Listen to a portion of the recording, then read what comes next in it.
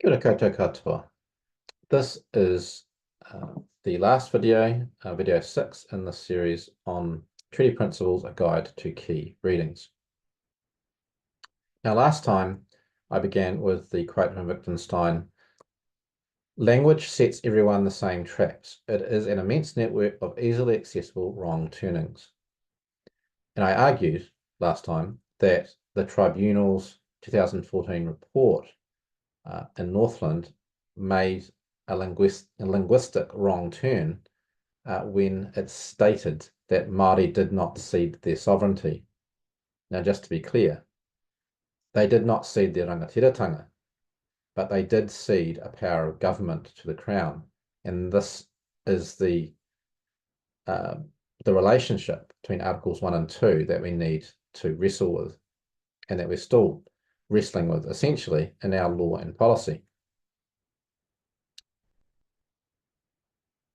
To support, in effect, my reading of the treaty, the original historic treaty, I will now read an excerpt from the Tribunal's Y262 report of 2011, which was a report into claims concerning New Zealand law and policy affecting Māori culture and identity, a very significant tribunal report for Crown policy, really. This is what the tribunal states about the treaty itself. If there is a consistent theme in both our analysis and recommendations for reform across such a wide area of government and private sector activity, it concerns the fundamental exchange of rights and obligations embodied in the treaty. Okay, so what are these fundamental exchanges of rights and obligations? As we explained earlier, the Crown, to put it simply, won the right to govern, but with that came obligations to act reasonably and in good faith, and to actively protect the Māori interests in taonga. This exchange is encompassed in the overarching treaty principle of partnership. Throughout this report, the essential questions that arise are about the nature of that partnership and about where the power lies within it. The next bit is also very important. The tribunal goes on. In our modern democracy, can the Crown's right to govern coexist with Māori control of taonga in a Māori way, where that is justified?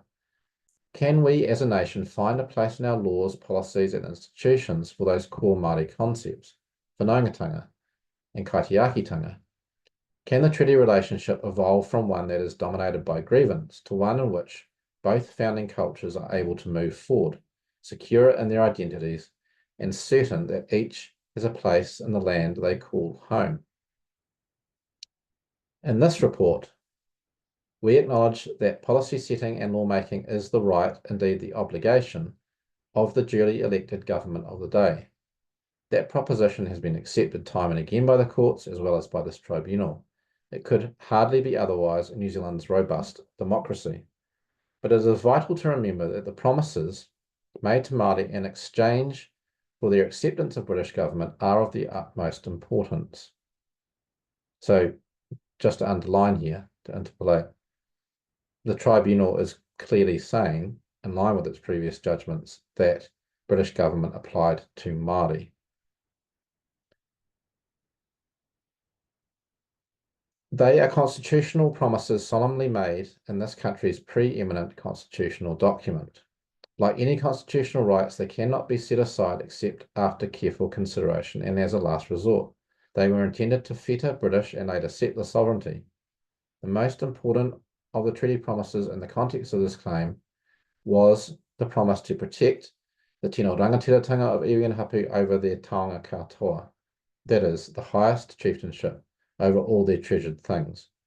Most speakers of Māori would render this phrase tino rangatiratanga in its treaty context as a right to autonomy or self-government. Thus, as this tribunal has often said, the sovereignty of the Crown was intended to be qualified by the Crown obligation to actively protect Māori rangatiratanga. I think that's an entirely appropriate summary of the historical treaty.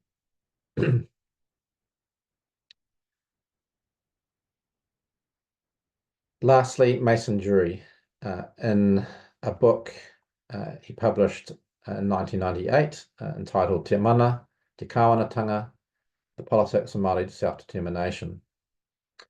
This is a really valuable book of essays, including in chapter 7, Mana Tiriti, is a helpful synopsis of the way the treaty has been recognised over time in New Zealand law by the courts and in treaty settlements also. He also summarises, for those who want to read more about this, the background to the SOE legislation and the Lands case of 1987, the first articulation of treaty principles by a New Zealand court.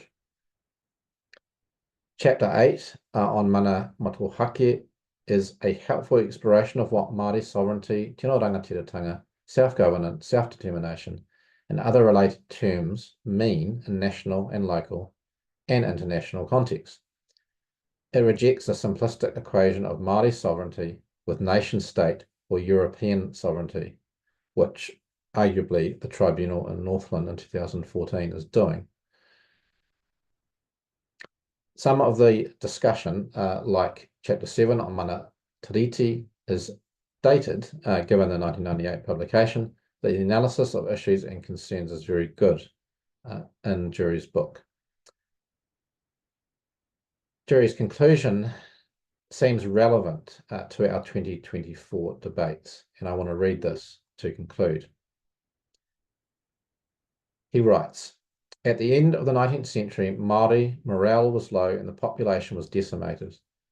Into the 21st century, the numbers are high, but resources are largely depleted and all too often identity is insecure. Now, realise he was writing this almost a quarter of a century ago. To the extent, Durie writes, that an evolving New Zealand constitution might celebrate rather than contest rangatiratanga, Māori goals for self-determination and governance will be enhanced.